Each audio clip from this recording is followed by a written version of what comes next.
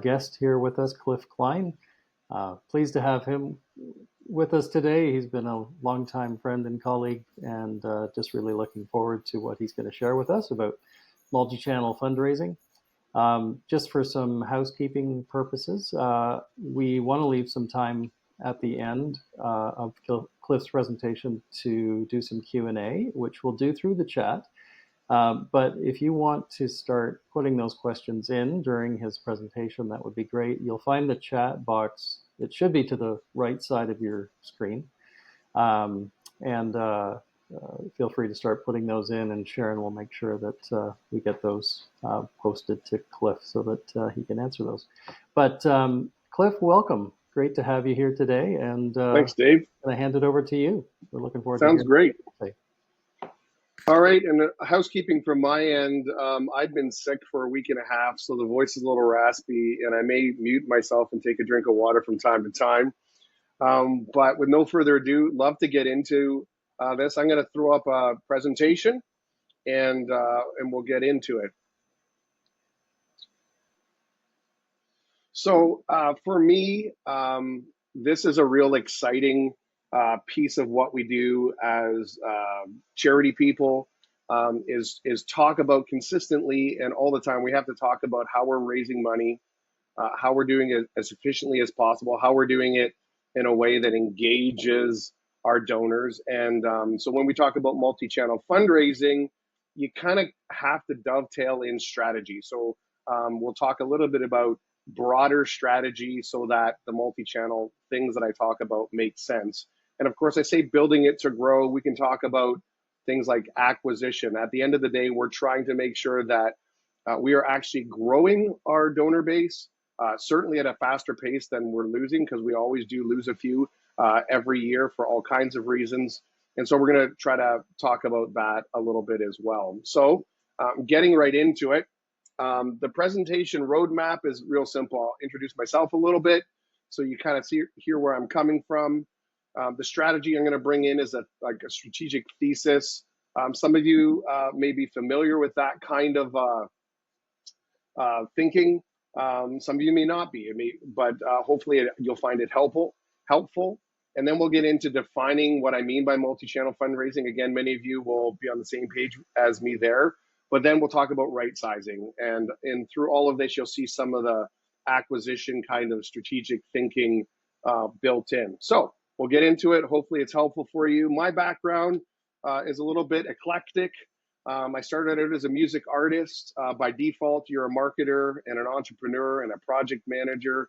And so did that for several years. I got into the finance business, which was a lot of fun, built a book of business, but also built a whole sales strategy, which I ended up implementing for a small company for about 50 advisors. So that was kind of a highlight of that part of my career. Became a pastor, kind of dovetailing in some of my leadership stuff with music.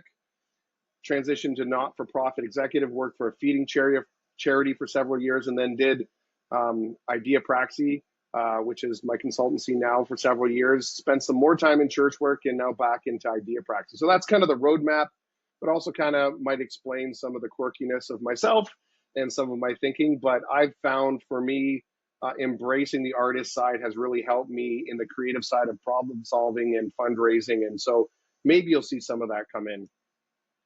So today I want to take you through a bunch of scenarios and stories that can help us right size our multi-channel strategy. So we'll get right in. In the music business, we used to say that the song is king. So you could have mediocre production or mediocre marketing, but if you could get out there and sing that song, it usually took off. And so that was one of the pithy sayings we had. And in the finance business, we used to say the cash is king. So yes, people make money off of these organizations sometimes that go IPO and don't make any money, but people speculate and make money. But if you want to make sure you don't lose money, you invest in a company that makes money and that generates free cash flow. So in the charity world, I like to say that outcomes are king. Donors give and are engaged by and stay engaged by outcomes.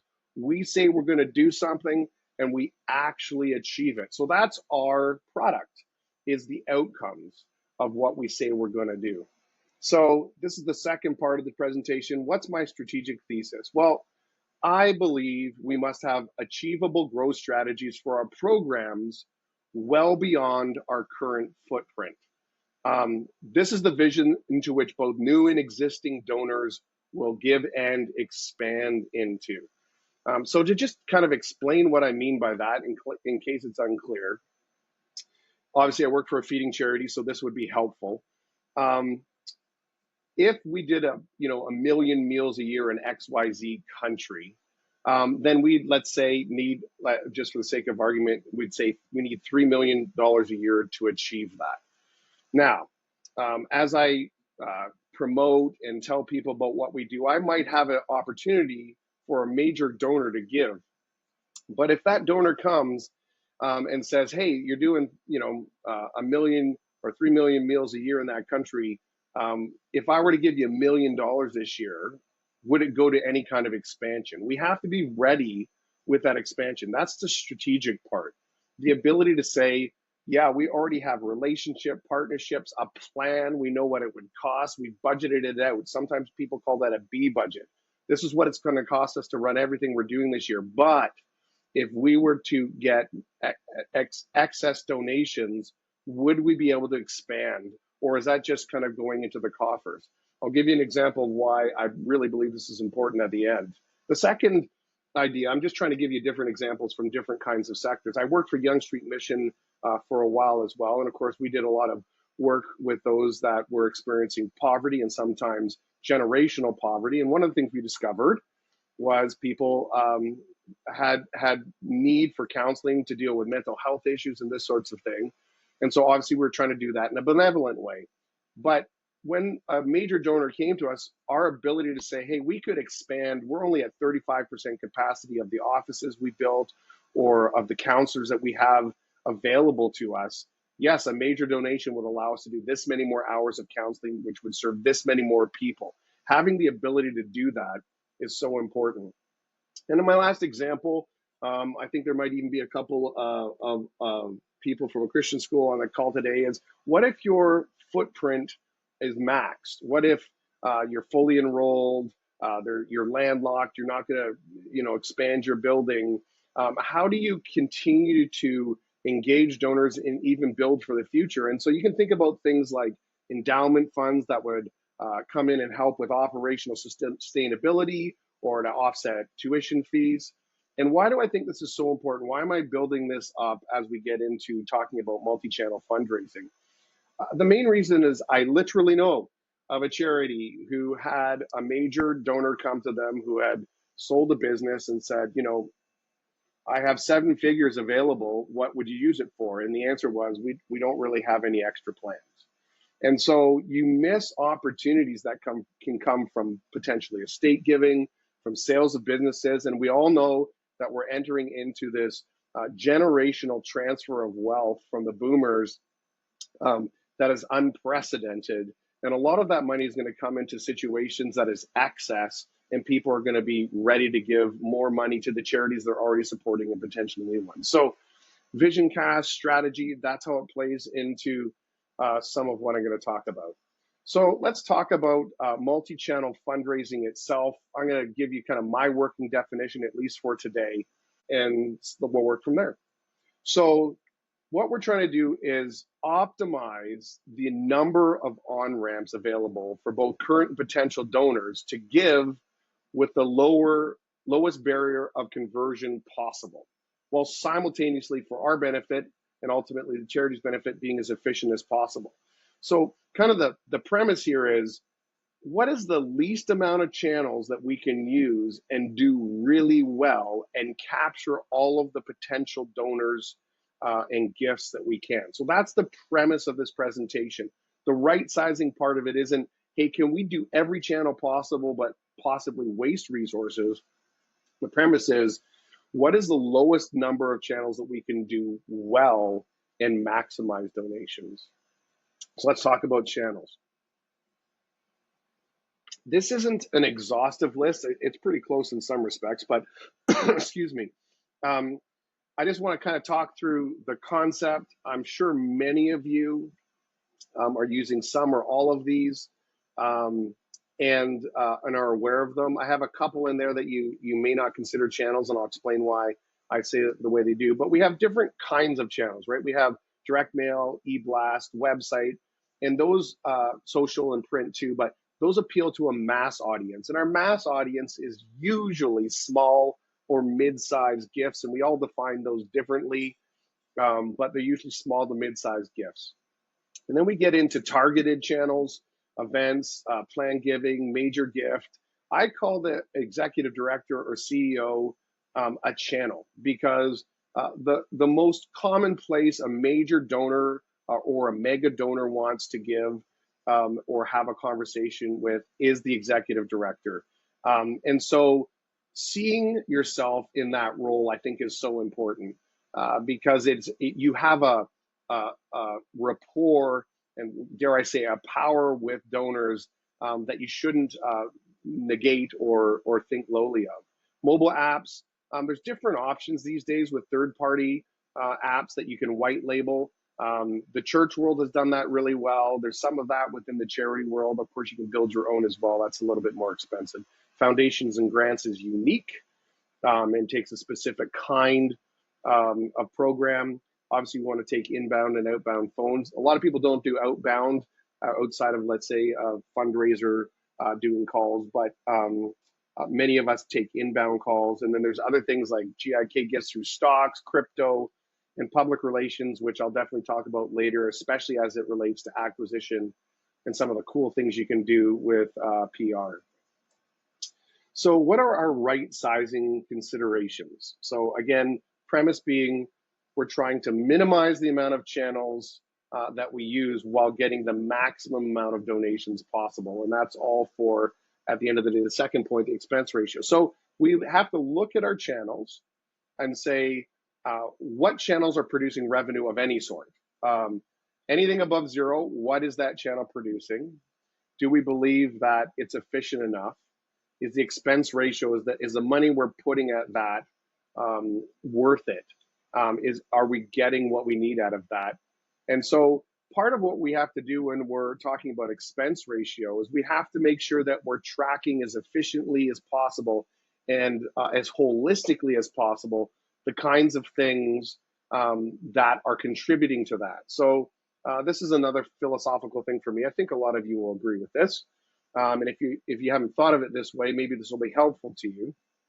I'll go back to that on the slide in a second. But if we look at evaluating direct mail specifically, when I put out a piece of direct mail, the typical response device is a return mail slip or a buck slip or whatnot. And I expect people to respond, and I probably put a prepaid envelope in there to make, again, the least barriers to entry to get someone to send back. And of course, I put our phone number in there, and from whatever, 9 to 5 or 8 to 6, we have someone manning the phone. And if you have a more robust phone, maybe you've outsourced and you have 24-hour. But those are our two logical, traditional ways people can give. But of course, over the last few years, we have websites, and people can go to a URL or a QR code and quickly give through a unique URL. I'm going to stop there for a second and just say, it's important for us as we evaluate how well a channel is performing that we give credit to the initial ask, the direct mail, even though it may come in through another channel, website, or unique URL through the website. So you may have to have a database situation where you're first giving credit to the motivation code from direct mail, and secondly, saying, but it actually got given through our website. Those kinds of trackings are really important, because if you're giving credit to the website for bringing in that revenue and not having the motivation code tag your direct mail, your evaluation of that channel is probably not as robust as it needs to be to really know what's motivating the gift. And then, of course, we can look at things like we might have also asked them for an e-news sign up. And if we get that, we need to track that as well. A quick sidebar, sometimes the way that we have codes in our databases, we need to rethink them, but before we recode everything and rethink them, sometimes we can also just base data on when signups happened. I did a direct mail piece. Within the next 21 days, I got 50 email signups. I can at least credit the direct mail with that motivation of that email sign up, if that's helpful. So that's what I talk about there under expense ratio. The database tracking or response, we need to use all the things we can to try to track back to the original motivation. Now, one of the ways that we can expand, so I know I've talked about trying to minimize the amount of channels that we're using, but one of the ways that we can expand efficiently into other channels is content aggregation. So assuming we have either someone insourced or outsourced producing our direct mail, we can repurpose that for social media, for e-news, and for a blog post, things like this. And that lowers the cost per channel of creating those things. Now, bigger houses might actually do very unique and different creative content for each of those channels. But as we try to be efficient, especially if we're small or mid-size, one of the ways we can capture more channels with less expense is to aggregate the same content. You see this used in marketing a lot these days. Someone might do a podcast and then they turn that content by writing out the content. They turn it into snippets for social media and for blog posts. It's just a very efficient way to use more channels as long as you have the staff capacity. So it's all about, for lack of a better term, excellence. We're trying to do things well and make sure our message gets heard, but that's the way of doing it. Now, interdependence, the last point on this slide, I have a bit of a story to tell on this one, and it plays into what we're talking about above, which is trying to make sure that we're using technology like tracking and our database and QR codes and website hits and all that kind of thing to make sure we are tracking our donations. But we also have to understand how different channels affect each other. So that's one way of what I've said above. Another way is to understand, I've heard a lot of people over the years talk about canceling their golf days or their golf tournaments because they just didn't feel like they made enough money for the effort they put in. My story there is a friend of mine for years ago got invited out to a golf day, and it was the first time he'd ever been exposed to that charity.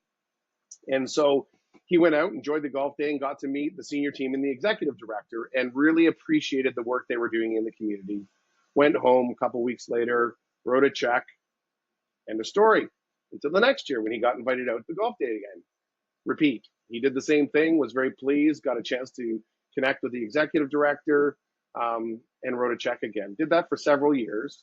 And you're going to maybe think this is a little bit fickle, but they canceled the golf day.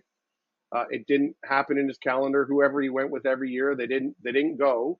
Out of sight, out of mind. He got a call later than he would normally have after the golf tournament, maybe 8 weeks or 12 weeks out. And the ED was saying, hey, I was just looking to see if you're planning on giving your kind of annual check. And he said, I forgot about it. And to be honest, we've committed our funds elsewhere.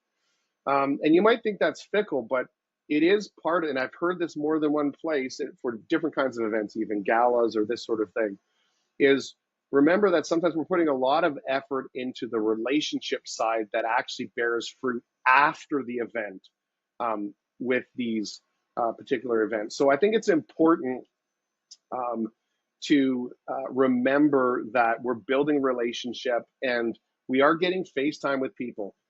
These events obviously are great opportunities for acquisition for the donors who are fans to invite out new people, which is how my friend got associated with this charity in the first place. So I'm not saying it's wrong to cancel a golf day if it truly is just not doing what you need it to do.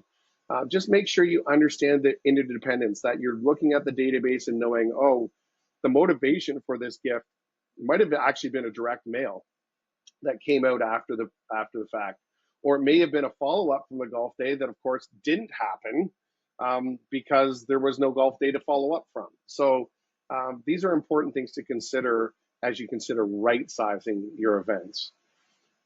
Now, here's a right-sizing example, very simple. And I hope you enjoy this part because I think it's been helpful for me and some of my clients in terms of, that we're smaller. If we look at a very simple social media, maybe even just one channel, you're just using Instagram or Twitter, whatever channel seems to work well for engagement and and ease of management. We do direct mail, we do events. E-news is a duplication, obviously, of our direct mail to those that have given us our email. And there might be some crossover between direct mail and e-news, but there's also some uniqueness. And we're always driving them to our website. Why do I say that? We own our websites. If we can get people used to going to our website to give a donation rather than going to social or whatnot, social can go away, algorithms can change, it can become more difficult to use. But if we're driving people constantly to our website, we own that. I also would say that we own emails. So emails are more valuable than a follower on social media by a long shot. So those two things, those two digital things, trying to get people to go to our website and trying to get people to sign up for our e-news are two very valuable things. And obviously direct mail, we have their address, their physical address. Those are things we quote unquote own in our donor base. I put a CEO at the front, at the top, ultimately leading this whole thing, and they're part of it. They're one of the channels. So a very simplistic 6-channel example of right sizing. However, some of you might be thinking, yes, but Cliff, you're missing a couple of very important, unique ways to give in this. I agree with you, but how do you right size it if that's like taking up your resources and whatnot, and you don't have full-time staff necessarily, except for your ED? How can we right size it, even if we do have some full-time staff? I'll give you an example. So planned giving is a unique source, i.e. people giving you money from your estate. How do we right-size a planned giving program when we don't have a part-time, a full-time, or even an outsourced relationship that is managing that for us? Especially because planned giving is a form of serving our current donors, and sometimes, believe it or not, it can be acquisition. The first and last gift you get from someone might be their estate. Another example is GIK and stocks. They absolutely can be a unique form of donation, even from your current donor base. Again, it could be the only way someone wants to give to your charity. It's part of their tax planning every year, and they want to do that. So you see, I've written the word passive underneath planned giving and GIK stocks. So for a smaller charity, one of the things you can do is do the research and make sure you have a page on your website that gives instructions on how, through their lawyer, people can give money through their estate to your planned giving program. And you might within that have some of the things we talked about, the strategic initiatives, that if it's a big chunk of money, maybe they want to know it's going to something more strategic than just the general fund. So that even allows them to give programmatically to pay for things many years forward. So the key there when I say passive is we do the work to have the ability for people to find out how they can do or how they can give through that channel. But passive doesn't mean set it and let it.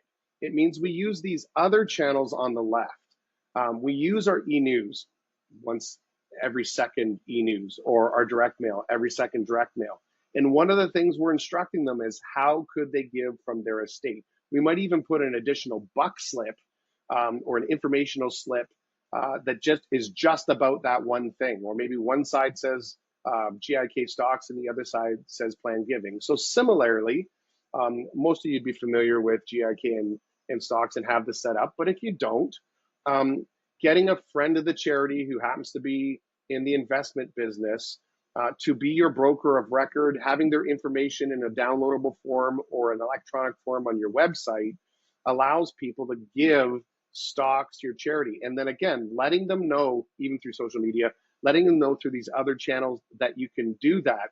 That's the active part of a passive strategy. The passive part is you don't, beyond that, you're just using the channels that you already have to deliver the message. You don't have specifically someone out there doing planned giving or a major gift person full-time on that is always talking about GIK stocks, but through your other channels. So this is an example of right sizing a very robust channel set. Put in crypto there. That's another thing you'd have to talk to an expert about. But is there a way, again, that you could broker through, make sure it's all legitimate, and receive crypto gifts? It's on the rise. It's still rare, but it's on the rise with charities. So I hope this is helpful in kind of showing a way that you can have a simplistic, this is where you're putting all your resources on the left. This is, where your staff are generally putting their time and energy. But through those channels, you're pointing to them to some more passive ways. And of course, it's going to be your executive director or someone on your min team that's going to help people hold their hands if they actually phone in and have questions. But you've got it built. So you're not missing out on a very unique channel, which is estate planning, and another really unique channel, which is the gift of stocks or financial instruments. But you're doing it through your normal channels of cash and online or credit card giving and that sort of thing. So I kind of was just talking about that, so I'll skip this slide. One of the things that we do then is we have to put it into a strategy. And so now I'm going to talk to you about, this is kind of like a simplistic strategy I would put together for any charity to try to create a gate whereby we are with consistency, connecting with our donors. And of course, you have to experiment with some of these things to see what's right size for your staff, but also what's right size for your expense ratio and what maximizes your gross revenue. So I've definitely dealt with charities that have done 13 mailings a year, kind of every 4 weeks. Worked with a charity that used to do that and then had to back off and go to the 6 or 8. And it's just trying to figure out where do we get that kind of best gross revenue. And obviously, the less mailings you do, obviously the less expense there's going to be. And so that's what we have to do. Now you'll notice in here, and so I'm just giving you some ideas for free here. I've put in under the direct mail line 2 months where we do acquisition. This is just a free tip. You may already use this, but I find that summer is a great time to acquire new donors, especially through direct mail. Direct mail is by no means a lost art because there's so much less mail going out. Oftentimes, if you do a good job creatively, you really do get people's attention because they're not getting as much mail. And acquisition as it pertains to direct mail, if you're not aware of some of the things that you can rent lists, you can buy lists, and those that still happens. It's maybe a little bit more rare, and depending on what your charity does, it may or may not be useful. But you can also go to Canada Post and take a look at postal codes where your donors are currently giving from, and do some additional mailings through the Canada Post into those postal codes, because the demographics of the donors are going to be matched to what you're doing. And sometimes, here's another idea for you, and sometimes you have partners, people who would be willing, it could be corporate partners, it could be charity partners, and maybe you do something back and forth where you actually, because you are doing things together or you're like-minded, you actually promote each other through giving each other information on a one-off basis. And you don't keep the whole list, but any donations that come in from that are now your donors as well. So you do that in the summer, and then of course you do that at Thanksgiving, but it's more of a Christmas theme or a Thanksgiving theme. And again, you're doing that because it's a time of year where people are more prone to give. And you'll actually, if you do it in October, it gives you an opportunity to go to those people twice. So first you get the acquisition in October, and then you try to get that second gift in December from those that actually you did acquire. So those are very very common ways of doing acquisition. Obviously, the competition is big, but it's also, depending on how unique your gift and your charity is, it gives you opportunity to start to build out your database. Events, I consider every event an acquisition opportunity, unless for some reason you're doing something very exclusive. So a golf day or golf tournament, like we talked about, very unique ways to do golf days these days, which have far less financial risk, by the way. So I see a lot of people doing golf days and not like renting out a course for a shotgun, but just buying out a bunch of tee times and not having a dinner at night. So there's very different things that you can do that are still very effective. galas or just evenings, dessert and coffee, what dinners. There's great ways for you, again, to engage your donors. I would say, and this is a total sidebar, but hopefully helpful, try to be as creative as possible.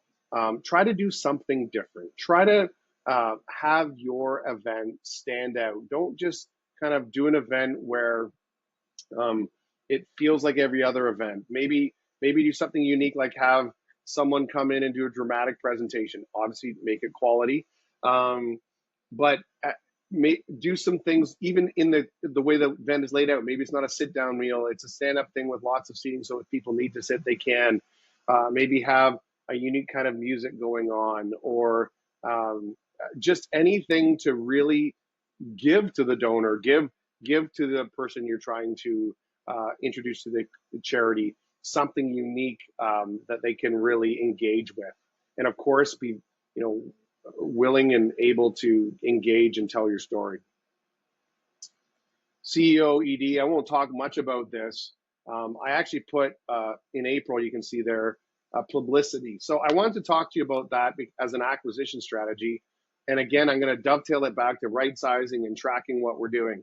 So this shows you a little bit of a bootstrap way of doing it. So one of the charities I worked for in the past, we were fortunate enough, one of my staff members was fortunate enough to make a connection with a fellow that was working for a media buying company.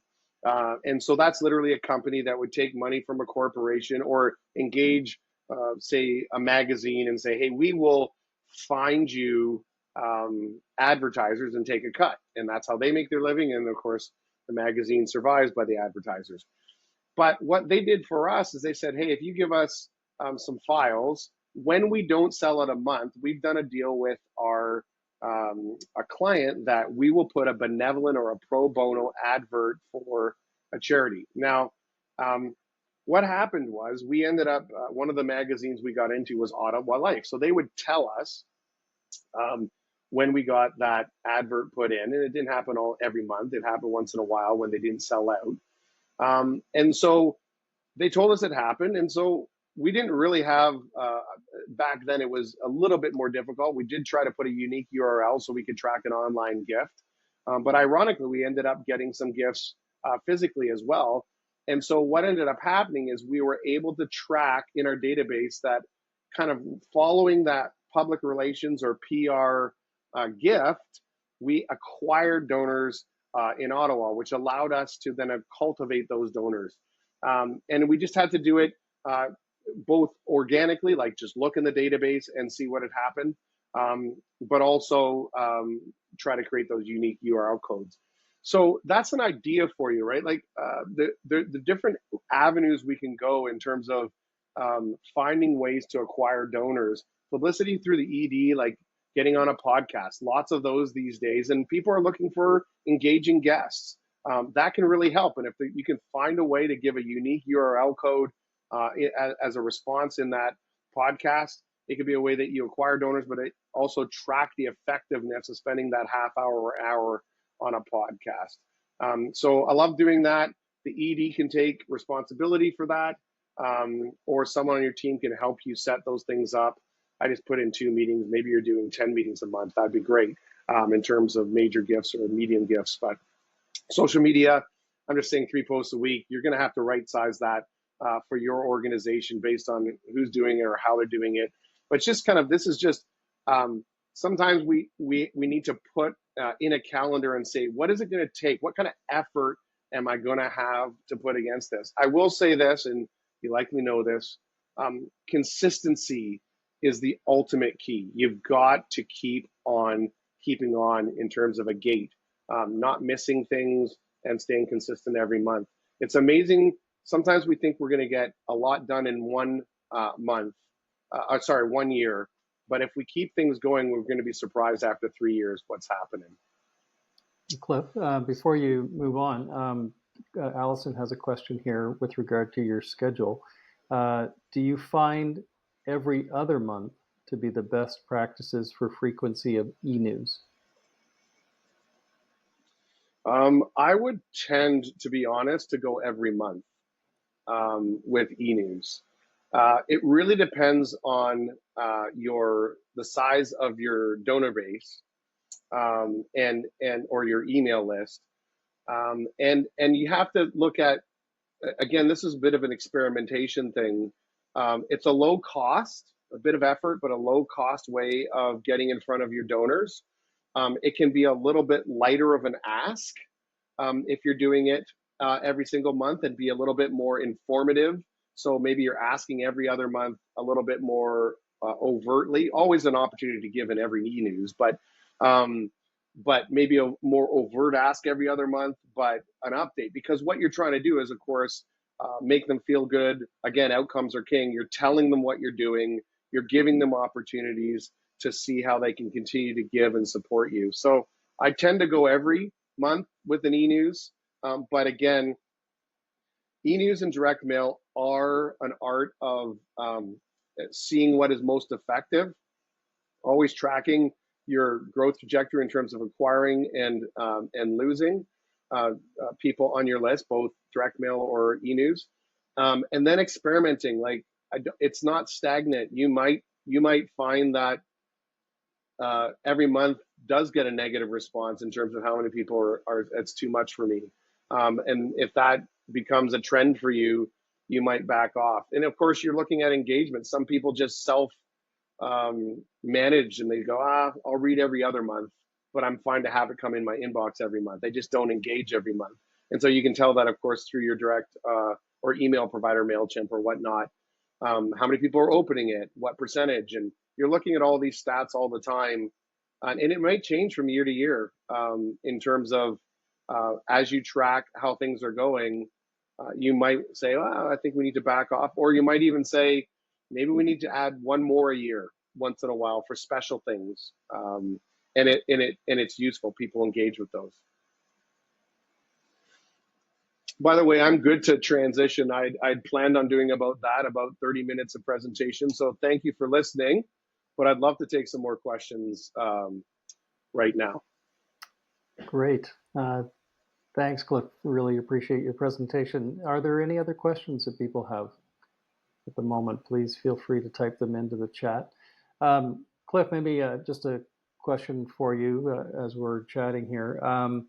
You were talking about owning your website and owning your email. What are, from an email perspective, what ways have you found most useful to get people to give you their email?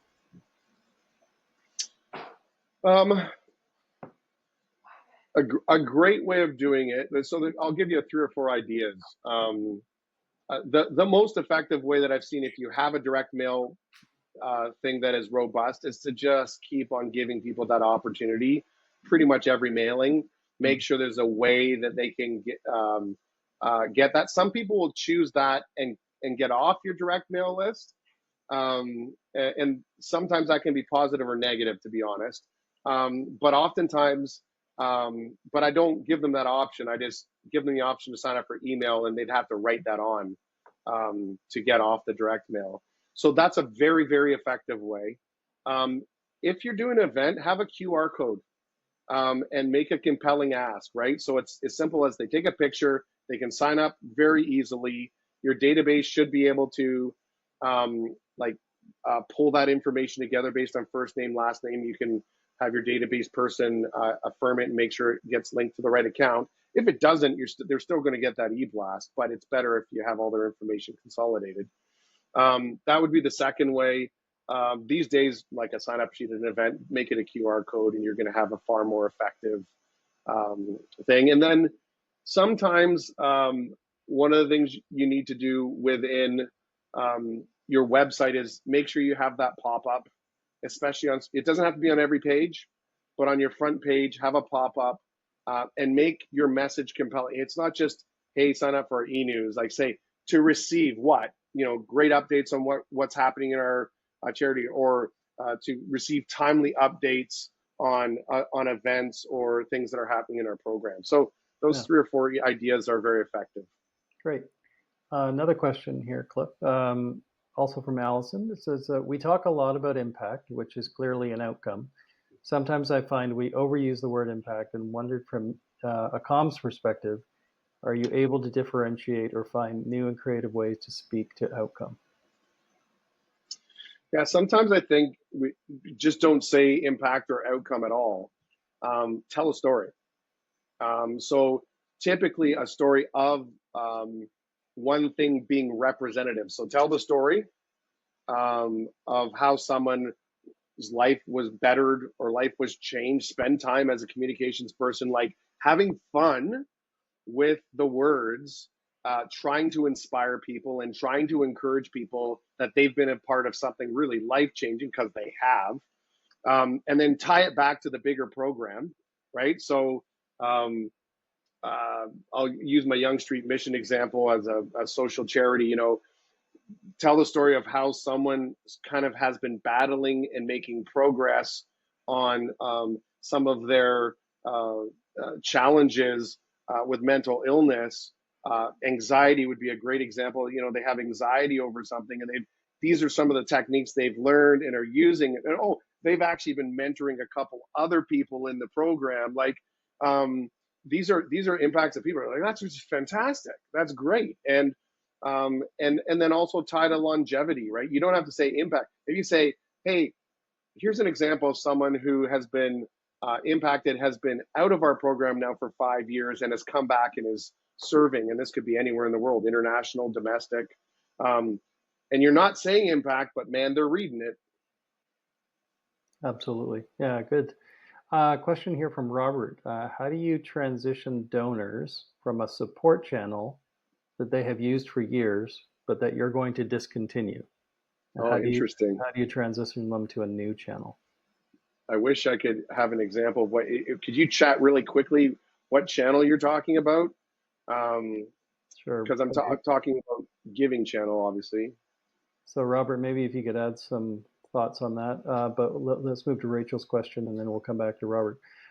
Rachel asks, are there any legal or other requirements we should be aware of as we build our legacy giving resources? Yeah, so I'm not an expert on the legal stuff, but the best thing you can do in terms of building those programs is either simply connect with your lawyer to get the right verbiage for them to be able to add a codicil to the end of their will or whatnot. There are organizations out there that you can buy that information from too that might be cheaper than your lawyer, but that's the best way to make sure you're covered off there. At the end of the day, if someone leaves something to you in your will and does it properly, you're covered. Great. We haven't heard back from Robert yet, but maybe he's. Let me try to answer his question without the knowledge, but yeah. Like I'm assuming you're stopping a specific way of giving because it's as you look back in my presentation, you've done the math. You don't think it's worth the investment in that channel anymore, and so you're trying to convert people to a more efficient channel. I think personally, I would phone. I mean, it's probably not a large group of people if you're trying to convert a channel that's not efficient. I would make a phone call and talk to them about the different ways they could. Like, so you might have 3 other channels that they can convert to, whether it be digital. Would they like to receive mailings? I'm not sure. Maybe they do a pre-authorized gift. Right through their bank account. But a phone call, relationship management all the way, because this is someone, likely has a lifetime gift of size, and you just want to honor them. Yeah. Communication. It's all about the relationship. Yeah, for sure. Okay. Well, that looks like all the questions we have at the moment, Cliff. Any final thoughts you want to share with everybody before we head off? No, I just want to encourage you. I mean, to quote, many of you probably don't care about this person, but I watched this workout video by George St. Pierre, the famous Canadian fighter. And I used to do these videos all the time. And one of the things he said is there's no magic pill. We just got to do it. And there's a book, it's a little pithy book by a guy named Darren Hardy called The Compound Effect. Yeah. And he just talks about, the aggregation of our good work over time. And so if nothing else, if you could be encouraged from this call, as you put together a strategy that is right sized, i.e., this is something that you and your team feel confident together you can actually implement and do well. So that's the right sizing part, not overwhelming people, not shooting for the moon, but shooting for something that is growth oriented, but also achievable.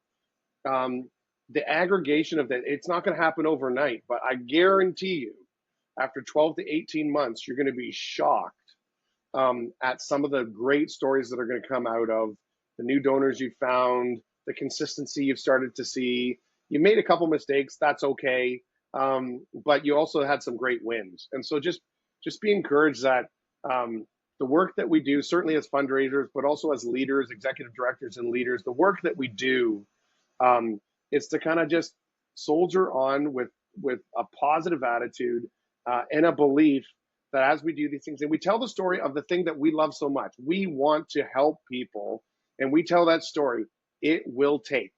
You have a unique personality, you have a unique voice, you have a unique leadership style, you have a unique team, and you have a unique charity. So just be passionate about that, believe in it, and come to things like this every once in a while to get encouraged as well.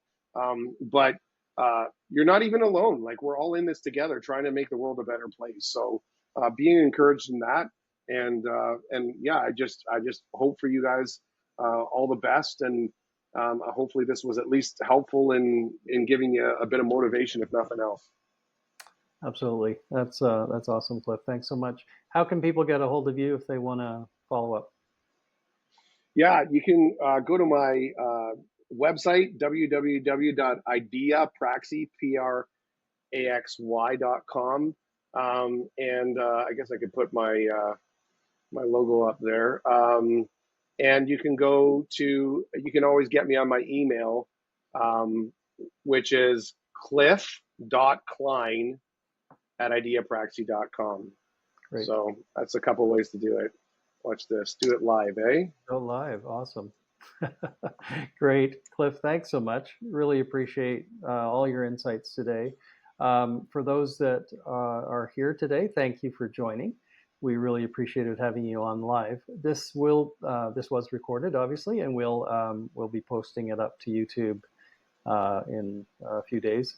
And so feel free to come back and check it out once it's back online. But thanks for joining us live, Cliff. Thank you for presenting today, and really appreciate your time and again all of your insights. So thanks so much. Thanks, Dave. Always a pleasure. Great to do stuff with you. Have a great day. Good. Thanks, Cliff. Okay, everybody. Have a great one. Take care.